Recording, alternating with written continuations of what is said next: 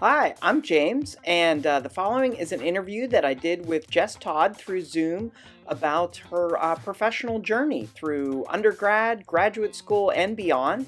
So I hope it's informative and useful to you. Enjoy.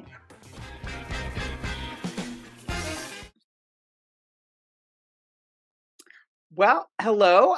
We're here with Jess, a former student of mine, and we're just going to run through a short little interview to learn a little bit about what she's been up to. So I guess we'll start off, and if you could just tell us a little bit about yourself. Hi, my name is Jess Todd. Currently live in Tampa, Florida. Um, and yeah, I guess I'll try to give like the fastest rundown of how I ended up here and why how I know James. Um, so I undergrad, I went to Penn State in Pennsylvania and wasn't quite sure what I wanted to do, but I knew I liked art. So went in the art department and James was there for like the first tour of the space and was super nice and helped me sign up for my very first undergrad classes way back in 2004. Mhm. Um, and so anyway, I ended up needing some electives and saw metal art and technology on the docket and I really that I didn't like 3D work and technology sounded scary and I was like I don't want to I don't know not for me but I knew James was teaching the class and I knew he was really nice and it started at 10 and I was like that works for my sleep schedule so um took that class and just unexpectedly totally loved metalwork and got into that. Um, Ended up studying abroad in Spain and meeting a Spaniard and moved to Spain for a year after I graduated.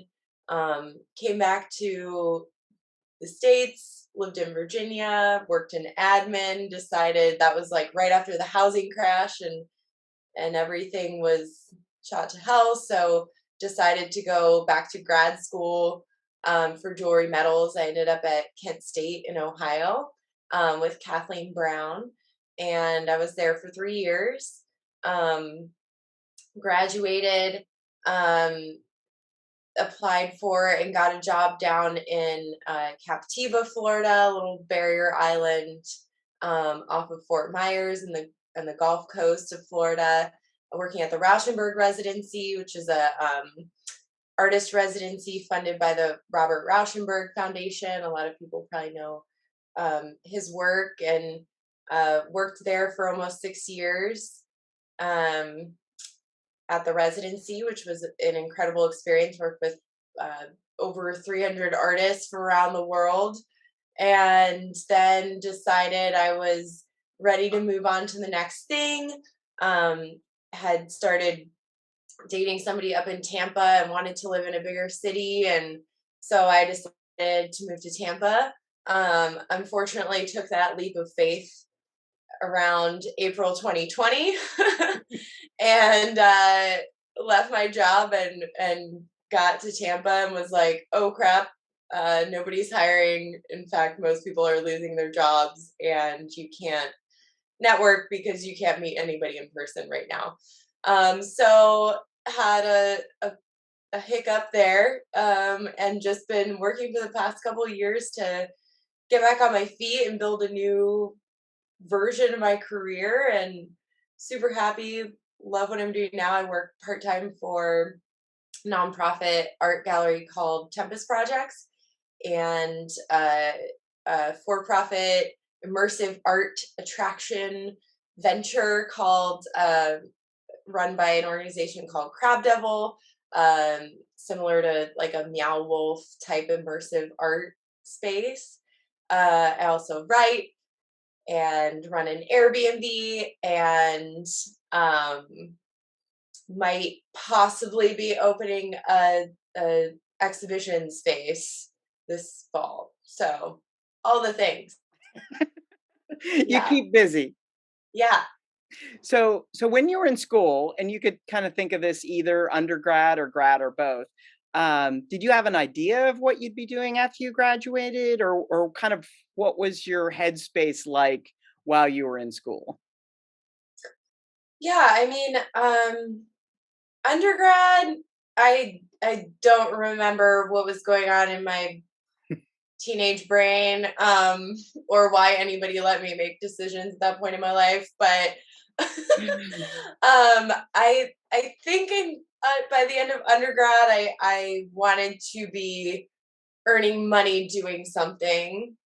So that move to Spain was maybe it went against what my logical brain wanted to do, but I'm really glad I did it because you Mhm, don't have opportunities to do that like later in life mhm. unless you're James hanging out in Turkey right now. But You never know where, like, life takes you with paths, so you can have exactly. ideas, and sometimes they follow through, and sometimes life throws you tough curveballs like you ran into with COVID, and sometimes wonderful curveballs, so I Yeah, hear you.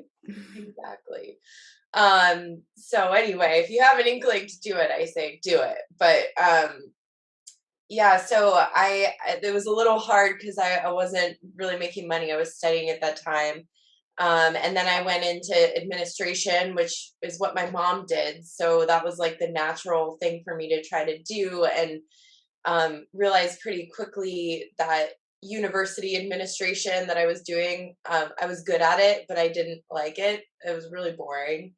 And then so when I went back to grad school, which I hadn't really planned to do in undergrad, um, by the time I got to grad school, I was convinced that I would go to grad school.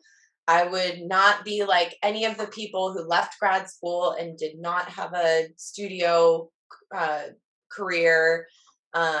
And yeah, I was just sort of cocky. Like I thought I was would work harder, and maybe not that I was more talented, but that I could like hard work my way into a studio career, making a sort of metal jewelry. I did a lot of like fiber work too, but I wanted a studio practice that was like not even like retail, like it was just going to be like tried and true exhibition, studio practice. And I was going to do it because I wanted it, and I work hard, and that's me, and like I was going to get it. So that's sort of the picture I had in my mind. And I thought anybody who's doing anything different than that had like just didn't wasn't working as hard as me. Which, I mean, I think that segues great into the next question, which is like, so how did you go from school to what you're doing now? Like from grad school into, I mean, you talked a little bit about some of those stages, but maybe a little bit more detail or. Yeah, when I left grad school, I one good choice I made was to not take out student loans. And that was very intentional. When I was looking at schools, I was looking at schools that had assistantships and um, that were located in places that had a low cost of living. So in Kent, I had a teaching assistantship, which was also incredible because I got to actually teach my own undergraduate classes.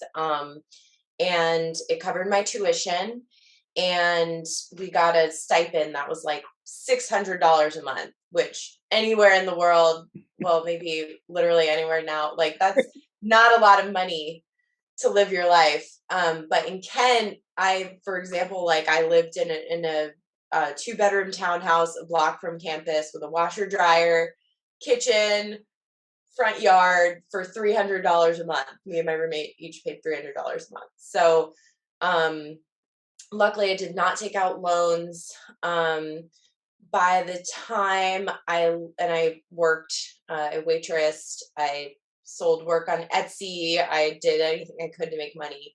Um, I'm glad I did that. Uh, and by the time I graduated, I didn't have any student loans, but I had about $7,000 in credit card debt. That's not too So bad. It's not too bad. It's better than, hundreds of thousands of student loans. And and so I knew that I needed a way to kind of make money. I wanted to pay off that debt and just get into a better financial place before I made the next move. Um, a decision I don't think was a good decision was that I was in a very crappy relationship.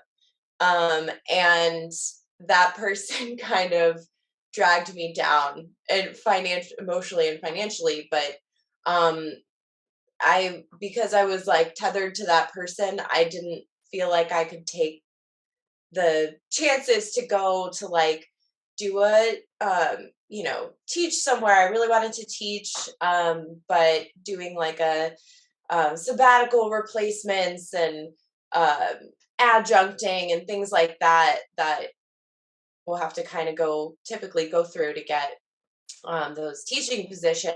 I didn't feel like I could do. Um, and so that sort of limited me to where I felt like I needed to get more of a stable full-time job where I could start earning income and not be moving around all over the place. Um, and that's what led me to kind of look for the job that I found at Rauschenberg. Um, and despite being limited in a way I wish I hadn't been, it ended up being an incredible experience. And who knows how teaching would have gone. I'm not always the most patient person, so I might have been a terrible professor. Um, but yeah, so when I got to Rauschenberg, I had a home studio. I was building up a home studio, which is very expensive. Um, and my salary there really helped pay for that. And I was just wanting to be in the studio. Or I don't know about wanting, but I felt like I should be in the studio. And so I just always had this feeling of like, um, I just remember being like my or who would become my friends later upon moving to a new place would be like, "Oh, do you want to come hang out, or we're going to an exhibition, or we're going to go do, go to a show or something." And I would be like, "No, I have to go home and work in the studio." And it was like this thing that hung over my head all the time. And I don't know, at some point I stopped enjoying it, but I felt like supposed to do it, and if I gave up on it then I was failing in some way. And finally one day I was like, what would happen if I was just like, I'm not working in the studio anymore, like I'm gonna give myself like 3 months of like shutting down the studio. um and I did, and it was like I was like so happy that I didn't have this burden anymore. Mhm. It was just like, no, like I'm gonna go see my friends and go do these things, and started going to more exhibitions and lectures and meeting people and making friends with people in the arts community there. And um, really leaning into more of the admin side of things at my job, not just going through the paces, but kind of using my skills with admin to address some of the issues that I was seeing in the art world, as far as like um, equity and access. And I was kind of learning about these things at residency related conferences too, about accessibility to the art world and how to make people feel included from all walks of life. And like just started really getting passionate about those types of things. I got involved with the Society of North American Goldsmiths, SNAG, um, on the conference committee because I was seeing like I wanted to see more diversity. I wasn't. There were just all these issues that were starting to really become obvious to me as I was learning more about this field and the world. And I was like, I just felt this calling of like, I have these skills that a lot of artsy people don't have, of just like organization and Mhm. writing and things like that. And like, I want to use them to make these changes that I think need to happen a reality.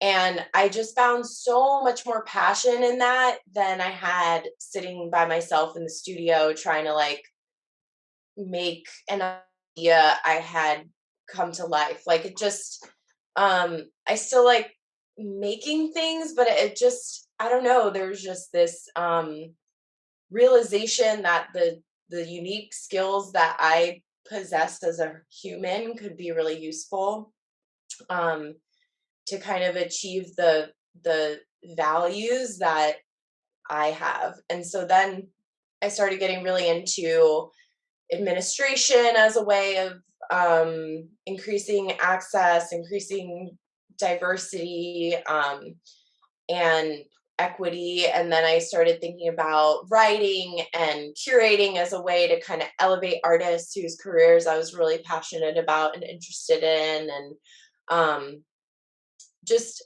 yeah, then I was like, okay, well, I guess I'm more of a writer now. And then I curated a show and I was like, I guess I'm a curator. I know people who studied like art history and work at MoMA like hate that, but sorry. Hey, I mean, I fell into it as well, and I think that, like, what you're saying is so important because I think there's less students I've worked with that have become alumni that don't stay in touch because of making decisions and taking paths like you have. And I think that privately or maybe with some friends they go through that process of this either just transforming their creative practice to include other venues that aren't focused on like making in the studio, or they shift entirely from that and they have this, they carry this guilt of like failure of like, oh well, I went to school to do this and now I'm doing something else and I've failed, or I had to get a job and make money like every grown up, most every grown up in the planet. Yeah. And somehow there's this strange guilt that I think um, most people that have gone through studio based programs feel, where that and it's unfortunate because I don't think there's any reason to see any of that as a failure. It's a natural evolution. Like everyone's Right. creative practice should continue to evolve, and maybe it will continue to evolve with object making and maybe it won't, and Mhm. that's fine. But I think that what I do see of great value in that creative problem solving that we all gain through studio experiences. So here you are, and whatever it is, if it's objects or paintings or images or digital work or whatever, but here you are, you're confronted with all of these constantly changing problems, and you gain all these skills to creatively find a solution that maybe in school for assignments that output was considered an art object or something like that. But it's even like within the professional practices course that I'm teaching, trying to take, all right, all these great skills over here, and why don't you just apply it to having like a basic business card that reflects who you are? Like that's a Mhm. good thing for everybody to be doing, and it's Yeah. great skills that you have from your studio experiences and can carry into it, even if you're not like a designer, or if you move into interest in, like you're saying, with advocacy, with writing or curatorial practices, that's totally legitimate. And curatorial practices happen at all levels, and there's certain expectations if you're part of a larger institution like you mentioned with museums, and going through a more traditional track with you know art historic programs or even curatorial practice programs and things like that. But then there's other unique aspects I think that you offer, and other maybe kind of studio background people offer to writing and curatorial practice that are different. And it's just a different approach to those kind of outputs. And I think it, I'm so excited that you brought that up and sort of shared your personal emotional journey through that stuff, because I mean there was a point even for me that before graduate school I ended up with a particular day job that was just paying the bills that was really fulfilling. And I also would come home and felt this relief of like, oh, well, I've been creative all day. I don't have this guilt of like, oh, I've got to eat really fast and get into the studio and work as long as I can before I have to go to sleep and get up and go to work tomorrow. But it was this release, and it was like, oh, this is what normal people do. They have friends and they go to like culturally enriching activities, and wow, wow, having a life is really great. So Yeah. I think, maybe if students are in school right now watching this, maybe they'll remember this as they go out into the world and sort of reconcile decisions that they need to make, whether it's, financial, or you even mentioned sort of personal influences or dynamics with others that you might partner with and things. Um, it's just so I'm so happy to like kind of get to this very like honest, open place. You mentioned as you're moving into the future, possibly opening like an exhibition space, or that's kind of what things do you see on the horizon for you? Yeah, I mean, I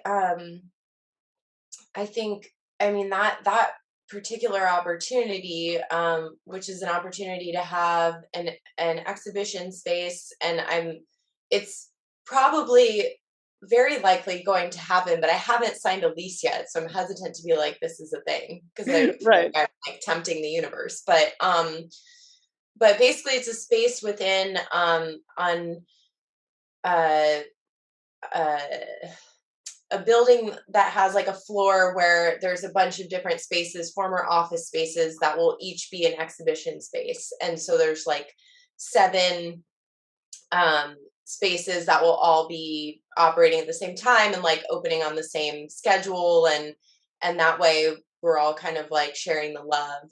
And this opportunity came to me because of my the director of the nonprofit gallery I work for, who was also the person who hooked me up with one of my earlier part-time jobs in Tampa. Um, Also the person through which I came to know the folks at Crab Devil. She also Devil. Her name is Tracy Medulla. She's awesome. So I came to know her, and then I was introduced to her by a woman named Sarah Howard, who is a curator at University of South Florida. I came to know her because of Jade Dellinger down in Fort Myers, who I met because I just started going to openings and lectures, and started working with him with some of the artists that we had at Rauschenberg, because I just came to know him through going out to events around town. Um, so now I have this incredible opportunity to get an affordable space around a bunch of other galleries that have been cultivating their audiences for over 10 years. And now I get access to that. I think that really speaks to the importance of um, networks, which are really just relationships.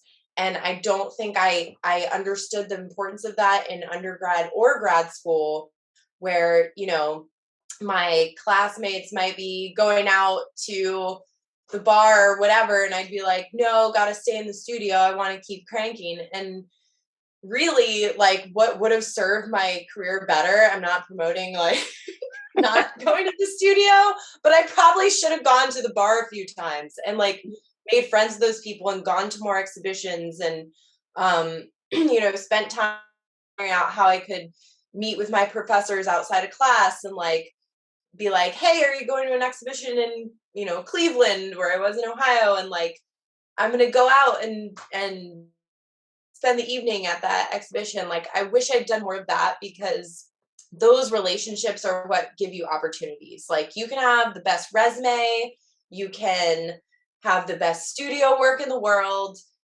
It's so much harder when people don't know you, and so much easier when they do. Like, I started taking a class at USF. We had to partner with a local nonprofit, so I picked the one that I wanted to work for, and then I did a really good job on all the work I did for that project, and that's how I got the opportunity to start working with them, which has led to every other opportunity I have had in Tampa. So, um, I think relationships are so important. Like, just when so and being on the admin side of things and the curating side of things, like that's how the conversation goes. Here's like insider information for you.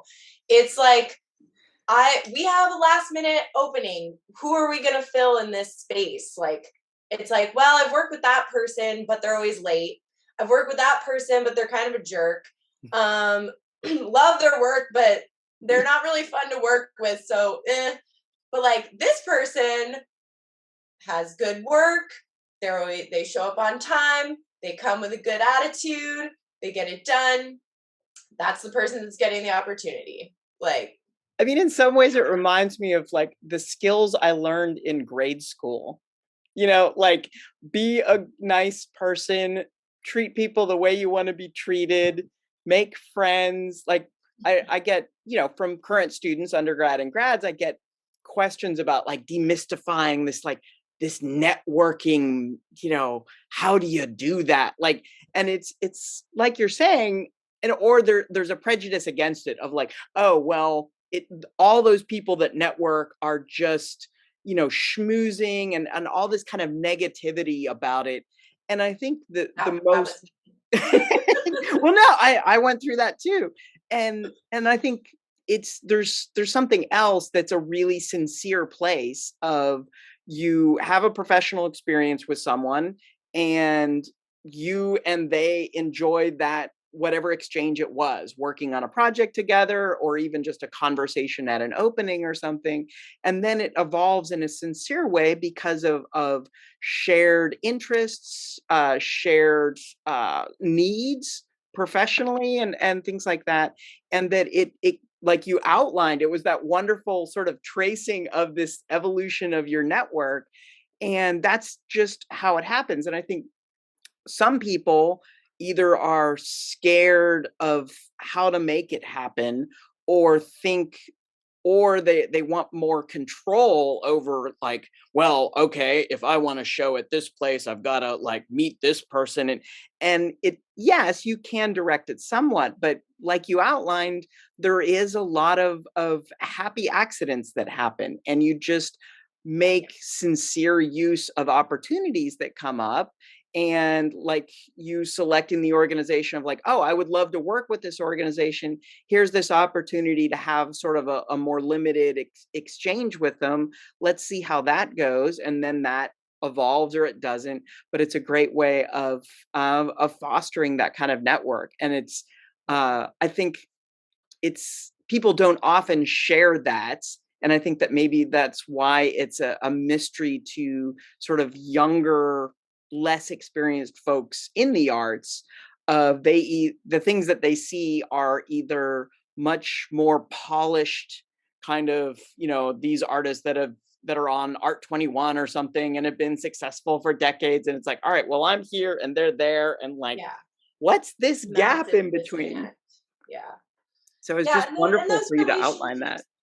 relationships, those relationships don't lead to opportunities tomorrow. And I think if you into them with that attitude, then you're not like, if you walk up to someone and say, hey, do you want to be my mentor and I need an exhibition, like, no, that's not, it takes time.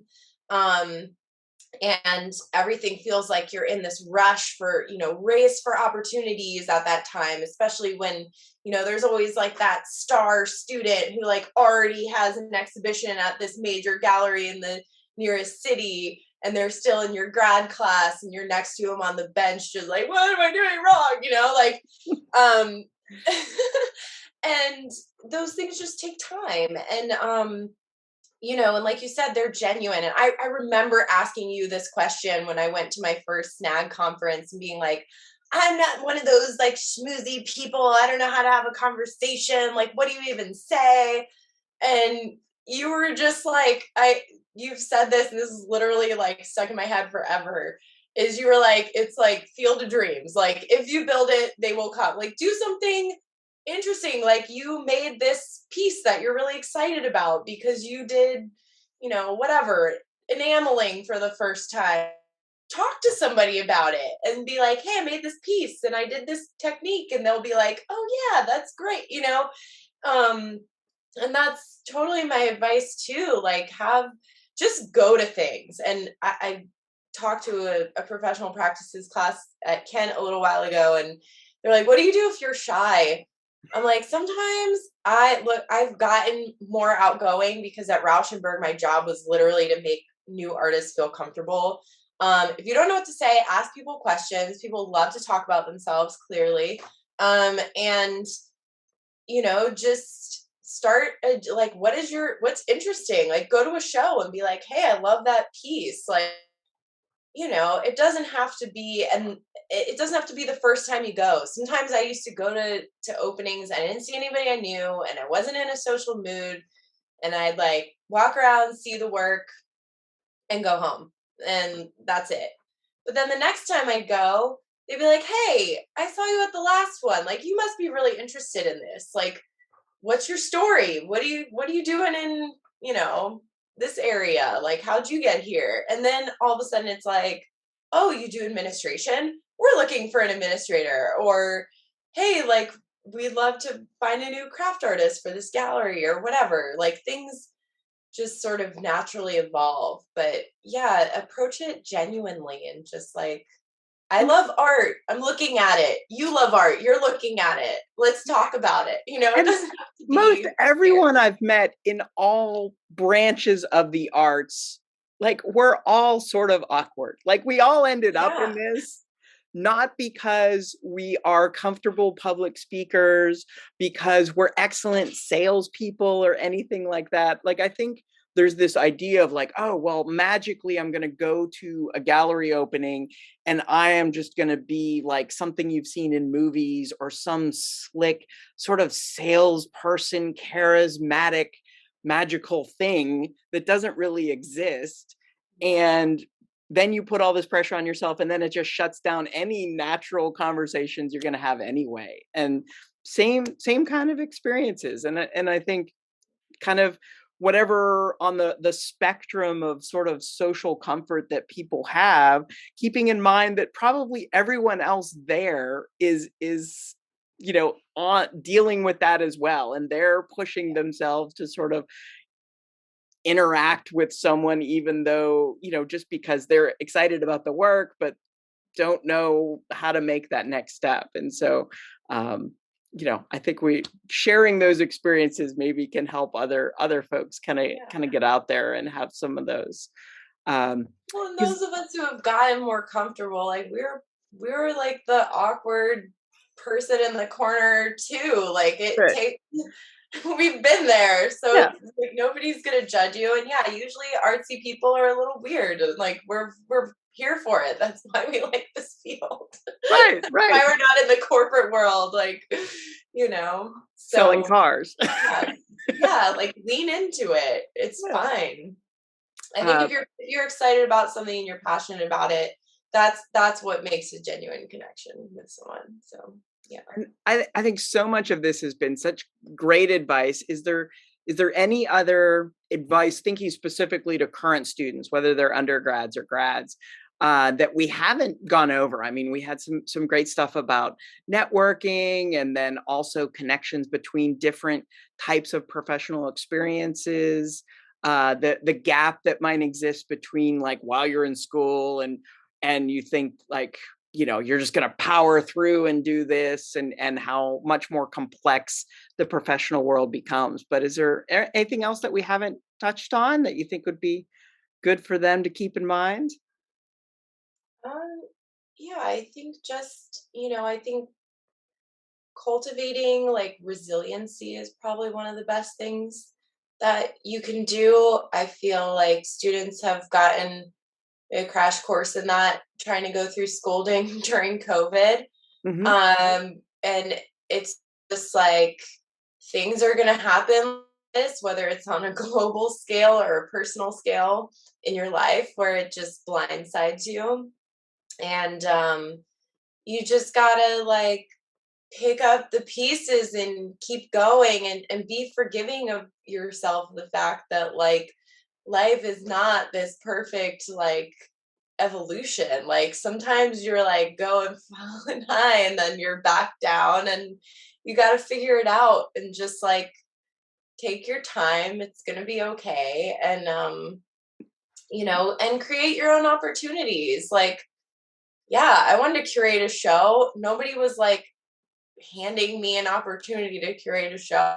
I was like, I know someone who runs a gallery. I'm going to ask him if I can put some work in their gallery. And they were like, sure. So I did, not like waiting around for some shows or whatever that you want to do something, you just like figure out a way to do it and do it. And, um, you know, that's resilience, is just like make it happen, keep going, don't put pressure, try not to like compare yourself.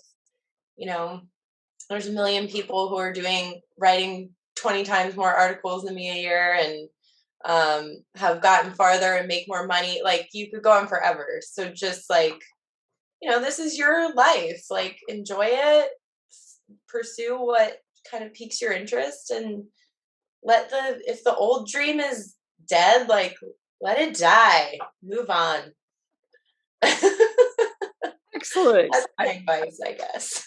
Well, I think this has been a great conversation that I know is going to help so many people through their experiences and their early professional experiences. And maybe, I mean, actually it's making me feel better, and I'm a pretty established professional. So I think there's lots of great stuff that we went over, and I hope that whoever ends up watching this can benefit as well. So thank you again for taking some time and sharing your thoughts and experience and wonderful ideas. Thank you. Thanks for hosting me, and anyone out there if you ever want to talk, like I'm happy to. So, Well, if it's all right, I can with the video posted, I can share your website, and they can get info yeah, on you and know how to get in touch if they'd like to. absolutely. Always happy to have a conversation. All right, cool. Well, thanks again. I'm gonna stop the recording here.